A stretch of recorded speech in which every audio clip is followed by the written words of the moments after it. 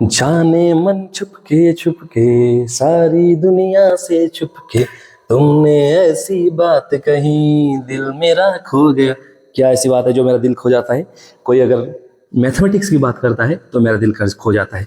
चलिए हम मैथ की बातें शुरू करते हैं। दिल खोने वाला बातें तो हम पढ़ रहे थे जो ट्रिगोनोमेट्रिक फंक्शन, जो हम लास्ट क्लास में पढ़े थे कि लास्ट क्लास में पढ़े थे कि ये जो एक यूनिट सर्कल है और यहाँ पे ये है वाई एक्सिस, ये है X axis, X dash O X, Y O Y dash. यहाँ पे ये होता है क्या है 1 0 0 1 सॉरी -1 0, ये है 0 -1। और यहाँ पे एक था और एक आर्बिट्ररी पॉइंट था ए बी, और ये एंगल क्या था x रेडियन, ये था q। अच्छा, अगर हम यहां से शुरू करें, हम कल पढ़ रहे थे हम कैसे रोटेट कर रहे थे एंटी क्लॉकवाइज, कैसे रोटेट कर रहे थे एंटी क्लॉकवाइज। देखिए अगर हम क्लॉकवाइज रोटेट करें, हम positive angle and negative angle पढ़े थे कि अगर हम एंटी क्लॉकवाइज रोटेट करते हैं वो होता है पॉजिटिव एंगल, और नेगेटिव मतलब एंटी क्लॉकवाइज जो रोटेट कर रहे थे अगर रोटेट किए करेंगे तो ये हो जाएगा हमारा तो नेगेटिव एंगल। क्लॉकवाइज रोटेट में होगा नेगेटिव एंगल। यहाँ पे हम जो किए थे cos x इक्वल्स टू था b और sin x इक्वल्स टू था हमारा a।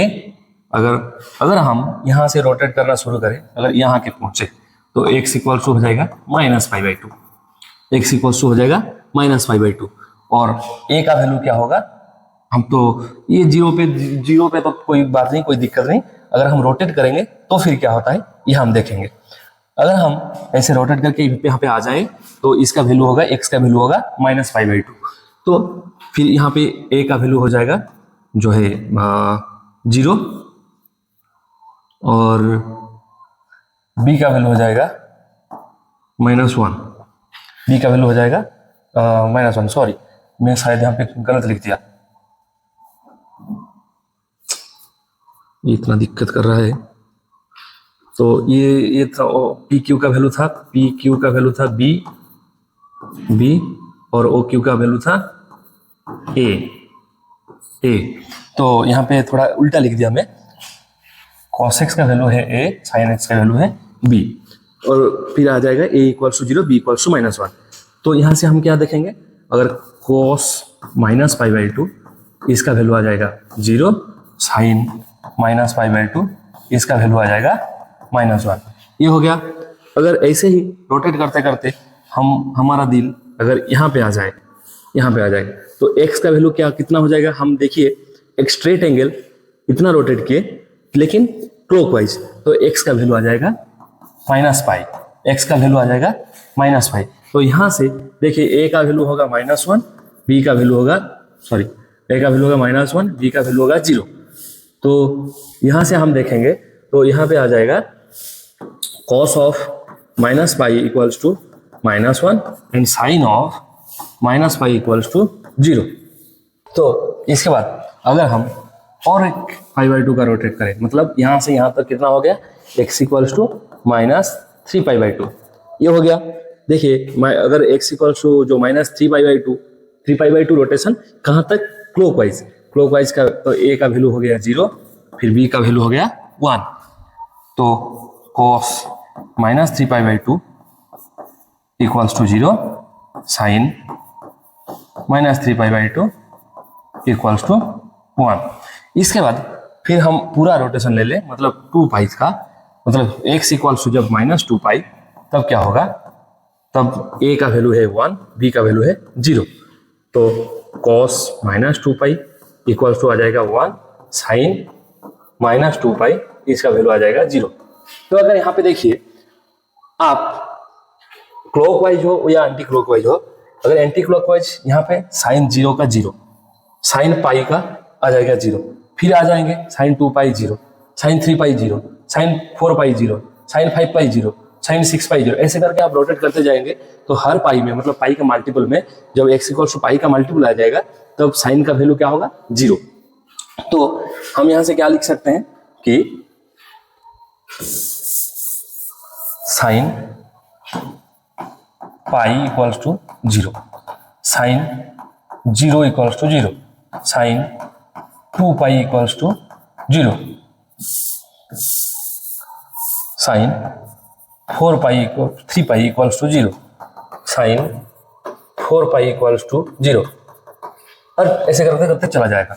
अगर हम रोटेशन क्लॉकवाइज ले, मतलब sine 0, sine minus pi, sine minus pi 0, minus 2 pi 0, minus 3 pi, minus 4 pi, अगर पाई का नेगेटिव मल्टीपल अगर नेगेटिव में होगा तब भी साइन का वैल्यू, मतलब sine minus pi 0, sine minus 2 pi 0, sine minus 3 pi 0, 0, sine minus 4 pi, ये भी हो जाएगा 0, मतलब ऐसे करके सब 0 हो जाएंगे। यहां से हम जनरली अगर जनरल फॉर्म में लिखेंगे तो जनरल फॉर्म में लिख सकते हैं, जनरल फॉर्म में लिख सकते हैं, क्या लिख सकते हैं, जनरल फॉर्म में लिख सकते हैं sine n pi equals to 0, जहां पे n बिलोंग्स टू z, मतलब साइन अगर यहाँ पे हुआ n कोई भी इंटीजर हो, साइन n पाई का वैल्यू हो जाएगा 0, साइन n पाई का वैल्यू हो जाएगा 0। सिमिलरली अगर हम देखिए यहाँ पे cos पाई बाई 2 का वैल्यू है, cos पाई बाई 2 का वैल्यू है 0, cos 3 pi by 2, cos 3 pi by 2 का वैल्यू है 0, cos जो है उसके बाद है 5 पाई बाई 2, इसका वैल्यू भी है 0, मतलब पाई बाई 2 का जो मल्टीपल्स है, पाई बाई 2 का ऑड मल्टीपल्स है, उनका वैल्यू आ जाएगा cos से 0। यहाँ पे देखिए 0 पाई बाई 2, यहाँ से पाई आ गया 3 पाई बाई 2, ये भी 0, फिर आ गए पाई 4 पाई 5 पाई बाई 2 0, फिर आ गए पाई cos 7 पाई बाई 2, ये भी हो जाएगा 0, यहाँ पे 7 पाई बाई 2 भी हो जाएगा 0।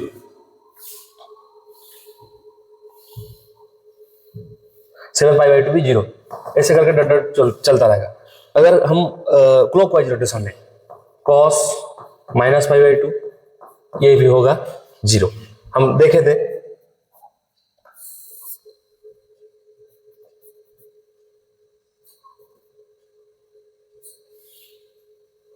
cos माइनस पाई बाई 2, ये भी होगा 0, cos माइनस 3 पाई बाई 2, ये भी आ जाएगा 0, cos माइनस 5 पाई बाई 2,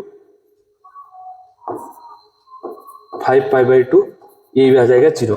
तो अगर पाई बाई ऐसे चलता रहेगा, ऐसे करके चलता रहेगा, पाई बाई 2 का जो ऑड मल्टीपल है वहां पे अगर x का वैल्यू वो हुआ, ये पॉजिटिव हो नेगेटिव हो कोई बात नहीं, तो cos का वैल्यू आता है 0। वहां से हम लिख सकते हैं, लिख सकते हैं cos 2n plus 1 into pi by 2 equals to 0। इसका मतलब यहाँ पे n है, क्या है, इंटीजर, तो sine n pi equals to 0 और cos 2n plus 1 pi by 2 equals to 0, जहाँ पे ये जो हमारा n कहाँ से आता है, n आता है इंटीजर, ठीक है। तो अगर हम इसको उल्टा करके लिखें कि साइन x अगर इक्वल्स टू 0 हुआ तो x इक्वल्स टू आ जाएगा n पाई, एंड अगर cos x इक्वल्स टू 0 हुआ तो x इक्वल्स टू आ जाएगा 2n plus 1 into pi by 2, यहाँ पे n belongs to z। I hope आप लोगों को समझ में आया होगा।